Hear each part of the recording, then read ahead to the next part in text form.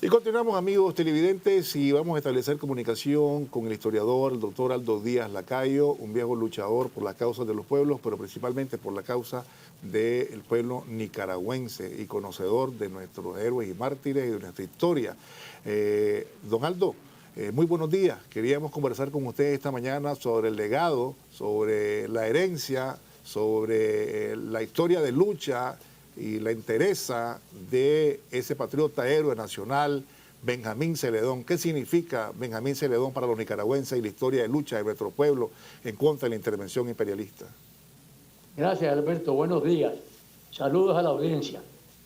Yo creo que Celedón, igual que Sandino, es el más grande reconocido, pero también desconocido. Nosotros tenemos un problema en el aspecto educativo en cuanto al conocimiento de la obra y de la acción de los héroes nuestros, principalmente de Celedón y de Sandino. Lo menciono en ese orden porque Sandino es la continuación de Celedón, como todos sabemos.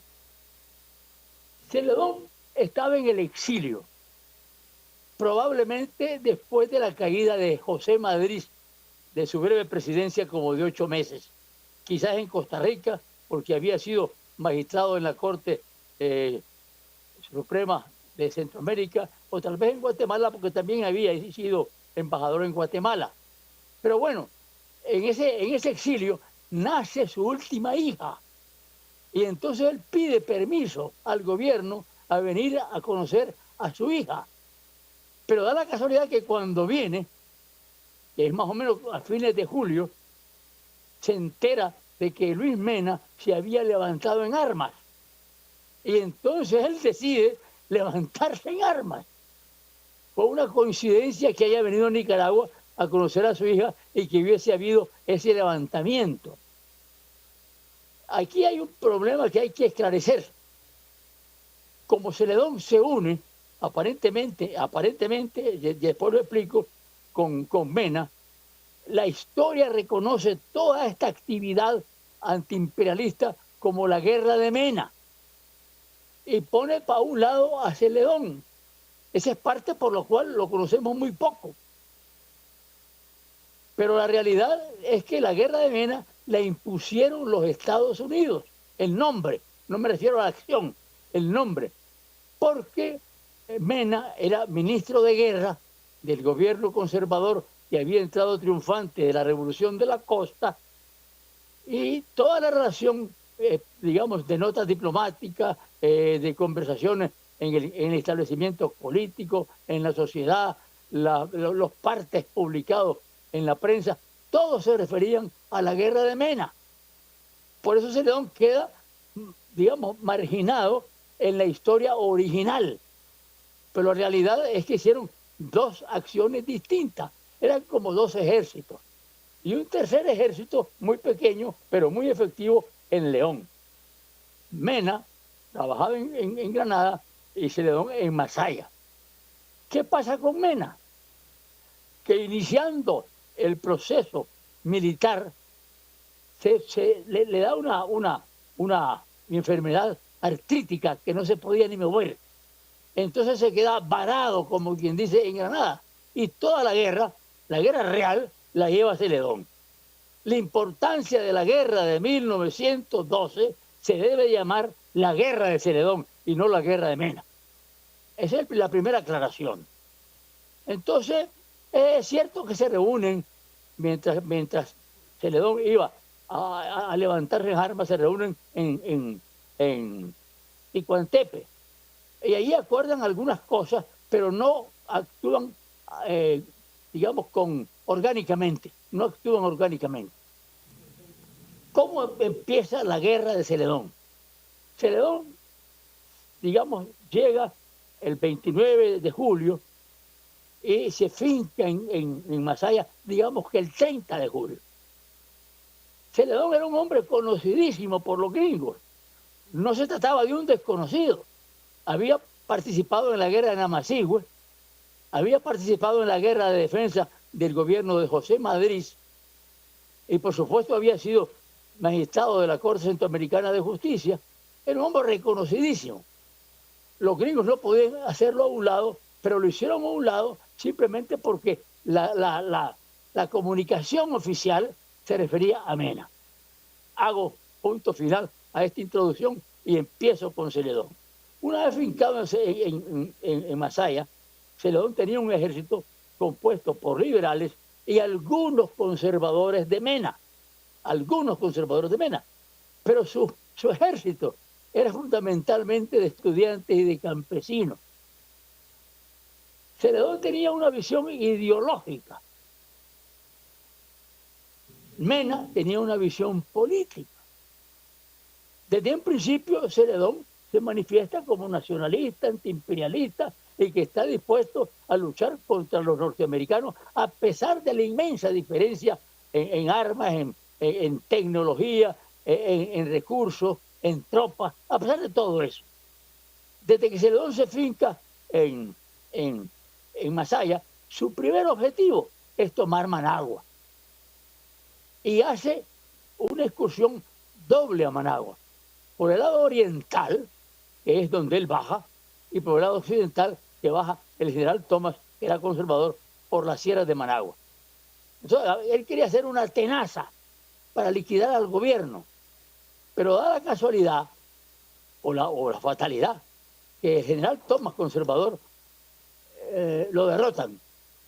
Y una vez derrotado, en la parte oriental de Managua, solo queda Celedón en la parte occidental.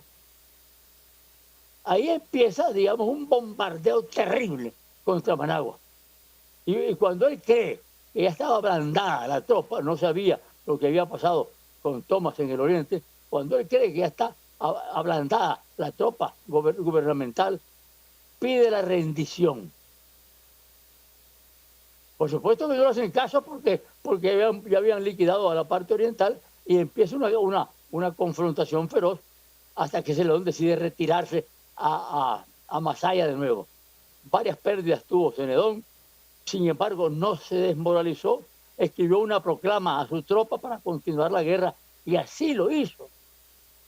Entonces quiere decir que desde el principio de agosto, desde los primeros días de agosto que sufre la derrota en Managua, se regresa a Masaya y a partir de entonces lo empiezan a rodear. Fue un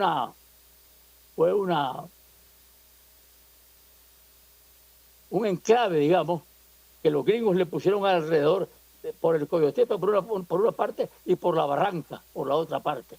De manera que el sitio es la palabra correcta. De manera que el sitio duró 2 meses. Claro, con escaramuzas, con balazos de ambas partes, pero fundamentalmente rodeándolo para atacarlo. Pasó entre 7 semanas y 2 meses el sitio. Entonces los norteamericanos, es impresionante lo que hicieron. El rodeo era como que se iban a combatir con un ejército de 5.000 y con una gran técnica militar, cuando sabían que eran 300 o máximo 500. Lo rodearon por todas partes. Y una vez que lo tenían rodeado, los conminan a rendirse. Y por supuesto él dice, no señor, si yo estoy defendiendo mi patria, va a ser un baldón para ustedes si me atacan. Va a ser un baldón para el ejército de los Estados Unidos y para los Estados Unidos. Y así empieza una correspondencia permanente de combinación, ataque y de defensa. La razón fundamental, no para el ataque, sino para plantear la agresión, era que Mena había detenido el ferrocarril en Masaya. Lo había detenido cargado de armas, cargado de soldados que iban a Granada. La detención fue una cosa extraordinaria, porque cuando el ferrocarril viene y está a la vista de las tropas de Celedón, el general, no me acuerdo cómo se llamaba, llama al cuartel general de Celedón y le pide instrucciones, porque quiere parar al ferrocarril, y Celedón no estaba, andaba haciendo rondas por Masaya, y le responde Hernán Robleto. Hernán Robleto era su secretario particular, tenía apenas 19 años. Entonces, Hernán Robleto le dice, no está el general, tengo al tren a la vista, necesito que me den la orden. Y finalmente se vuelan las trancas. Hernán Robledo y le dice dispare. ¡Pum! Y para el ferrocarril. Lo paró en seco. Entonces, por supuesto, Butler, Medley Butler, que era el que dirigía la operación del ferrocarril, para el ferrocarril para contar las víctimas. Habían varios heridos, 3 desaparecidos que lo habían capturado las tropas de Celedón. Butler se pone arrecho y le dice que le mande a los detenidos. Celedón se los manda. Butler interpreta que es una debilidad de Celedón y le manda un emisario. El emisario le dice lo que tenía que decirle, que se rindiera, ¿no? Pero hay una cosa que es muy importante, casi de película. Cuando llega el soldado, creo que era sargento, de Butler, por supuesto que la tropa de Celedón le quita todo lo que le cubría la cara, la cabeza, y lo deja, digamos, visible. Entonces, el sargento se asusta a ver a Celedón, que era tan jovencito. Iba a cumplir 33 años. Imagínate qué joven era. Entonces empieza la plática. El sargento cada vez se pone más, digamos, más afecto a Celedón. Y finalmente el soldado se le cuadra y le dice, pues me voy. Porque Celedón se negó, por supuesto. Pero cuando lleva adelantado se regresa. Y le dice a Celedón, los vamos a atacar. Dice mi jefe que lo vamos a atacar. No importa, atáquenme. Yo voy a quedarme aquí. El heroísmo de Celedón es increíble, porque estaba rodeado, completamente rodeado. No había una sola endija que pudiera pasar a alguien. Estaba rodeado. Y cuando le manda a decir pues que va a la guerra, hay un interín ahí, que el suegro de Celedón era un médico muy importante, conservador, Jerónimo Ramírez, muy amigo, correligionario íntimo de Emiliano Chamorro, que era la contraparte nicaragüense de la guerra. Le dice a Chamorro, el del doctor Jerónimo Ramírez, que quiere hablar con Celedón, pero va a hablar como conservador, no solamente como suegro, sino como conservador. Es una cosa increíble. Finalmente, pues, el suegro se convence que no hay nada que hacer con Celedón y propone una reunión entre Celedón y él y su Estado Mayor. En la reunión queda claro que Celedón no daba pie para atrás de ninguna manera. Entonces, Jerónimo Ramírez, que era su suegro, se da cuenta que el Consejo de Generales no quería hablar con libertad porque estaba Celedón. Y le pide Ramírez a Celedón que se retire, ¿verdad? Y entonces llegan a un acuerdo, que vayan a negociar con la gente de los Estados Unidos. El jefe era el coronel Pendleton. Y acuerdan eso, se hace la reunión, y el jefe que estaba del otro lado, que era un segundo de Pendleton, le dice, yo no garantizo nada, no les doy salvoconducto, no les doy nada, así que retírense. Y vuelve a empezar la guerra. Finalmente, allá por el 15 de septiembre, empezamos a hablar de agosto, allá por el 15 de septiembre, empieza la guerra. Pero empieza la guerra de ablandeamiento. Como te dije, los gringos habían hecho un preparativo como que se iban a librar una guerra, digamos, infinita. Empiezan los preparativos, los gringos logran expulsar a los celedonistas de la Barranca y del Coyotepe. La guerra, según los gringos, duró de las 8 de la mañana a las 11, pero según Hernán Robledo, duró 24 horas. 24 horas. Al día siguiente, que era 2 o 3, 2 creo que era, empiezan a bajar los gringos de las montañas del Coyotepe y de la Barranca y a través de la Carrilera. Y lo mandan a decir a Celedón que lo van a atacar. Y Celedón dice, resisto. Yo estoy defendiendo mi patria, ustedes están actuando contra el derecho internacional, están actuando contra la visión de Washington y le cita a Washington y están actuando contra un secretario de Estado, Elliot Root, que se había opuesto a la invasión a la República Dominicana, pero finalmente no hay ningún acuerdo y empieza la batalla de verdad. Esa batalla de verdad se da el 4, y cuando Celedón se retira y se va a la iglesia de San Francisco, y ahí continúa la guerra, y cuando Celedón se da cuenta que no hay nada que hacer por la gran cantidad de muertos, todos sus soldados estaban famélicos, tenían tiempo de no comer, estaban medio desnudos, porque por el sitio no les permitía hacer nada, y decide Celedón, con un heroísmo tremendo, romper la fila del enemigo. Y se va con sus principales generales y con Hernán Robleto, y van librando el terreno muy escarpado, en caballos, malmatando los caballos para que los caballos corrieran. La gente de los gringos creían que era gente de ella, y que la tropa de Celedón era parte de ellos, y entonces se dejaban matar hasta que se dieron cuenta que era Celedón, y Celedón iba para Jinotepe, porque él creía que Jinotepe todavía estaba en manos de los liberales. Entonces le hacía un comentario Celedón a Hernán Robleto: cuando regresemos los vamos a encontrar borrachos y los vamos a liquidar. Pero no era posible. Finalmente, en una de las refriegas le pegan un tiro a Celedón. Esta parte todavía no está muy clara en la historia. Tanto los norteamericanos, principalmente los norteamericanos, y sobre todo Richard Millet, que escribió el último Guardia hace mucho tiempo, narran la situación y dicen que Celedón está vivo, que está vivo. No lo mataron, está vivo. Lo hirieron, pero no lo mataron. Y por otra parte, el mayor Butler le escribe a Pendleton que tiene el caballo, que qué hace con ese caballo.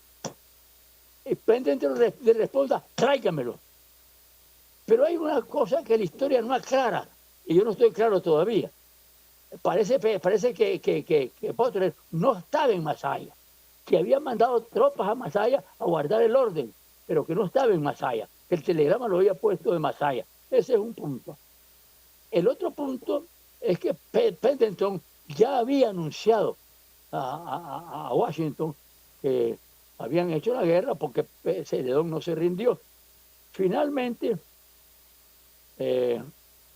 después de que Pendleton le dice a Butler: tráigame el caballo estaba muerto.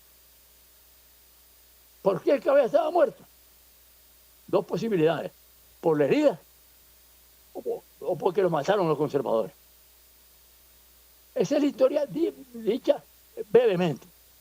Cualquier otra pregunta te la respuesto con todo gusto.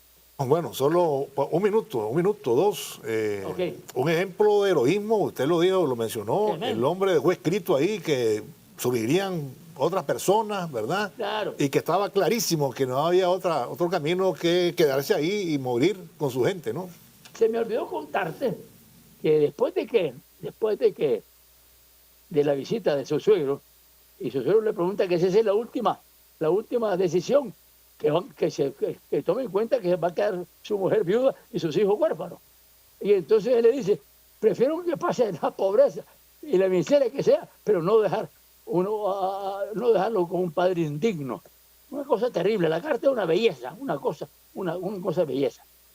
La hija de Celedón, que vivía porque debe estar muerta en Panamá, le dio toda esta información a Gregorio Seltzer.